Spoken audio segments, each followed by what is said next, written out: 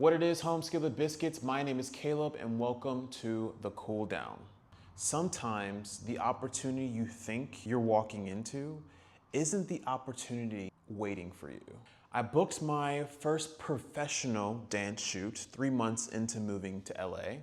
It was for Shania Twain, which was already crazy. But the best thing I got from that shoot wasn't the credit, it was my two close friends.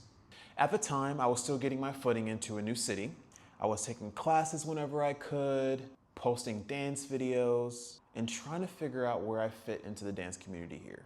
My friendships were also shifting, and I was trying to navigate how to search for my people. So I get a DM one day from this choreographer asking me to be in Shania Twain's music video, and of course I said yes. I hadn't been to many studios here in LA yet at the time, and I knew absolutely nothing about the one where the rehearsals were held.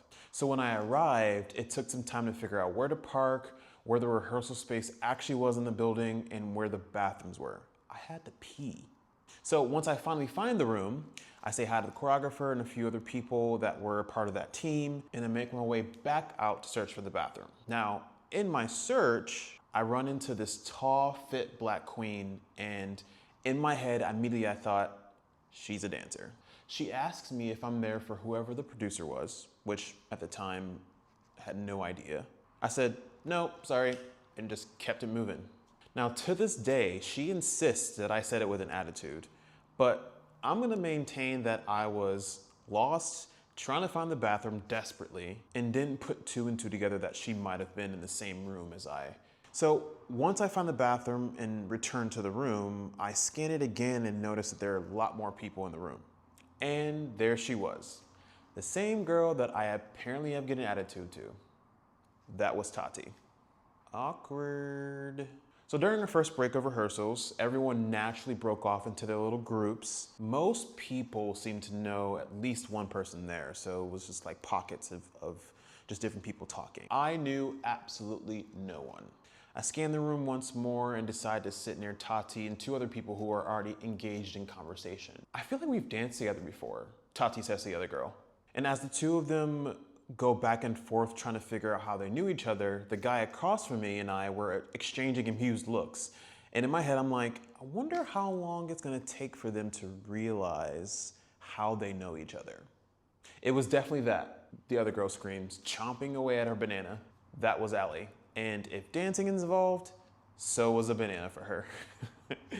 As the four of us continue conversation and getting to know each other a little bit more, the phone rings, and it's from the guy across from me. He answers and goes, hello, this is so-so, how can I assist you? The switch up caught all three of us off guard. A second ago, he was relaxed, funny, and a little bit chaotic, and then the phone rang and suddenly he became Employee of the Month. Tati, Allie, and I looked at one another and somehow we ended up having a full conversation without saying a word.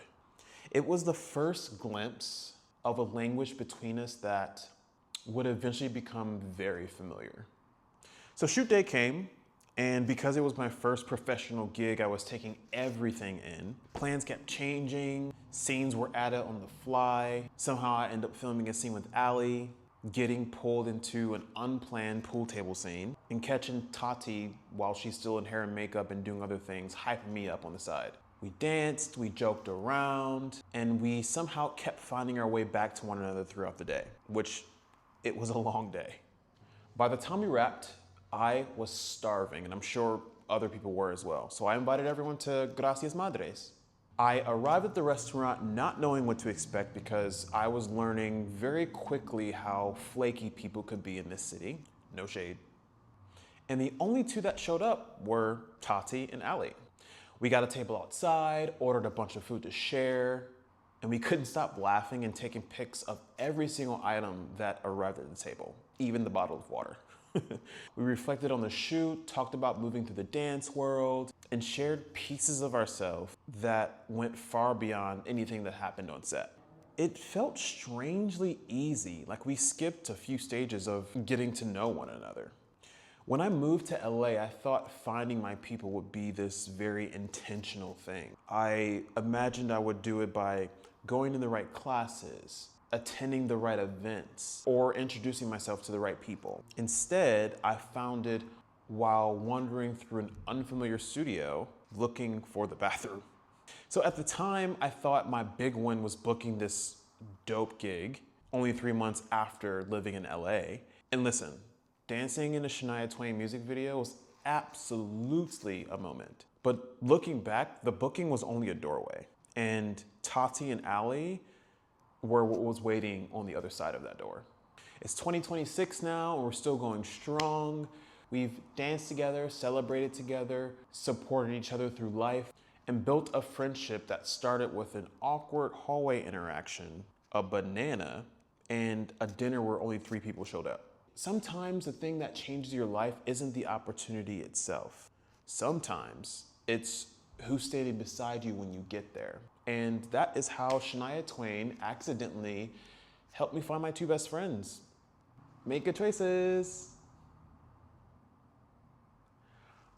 I think this is a one and done. Because oh my gosh, it's 1:11. I gotta go.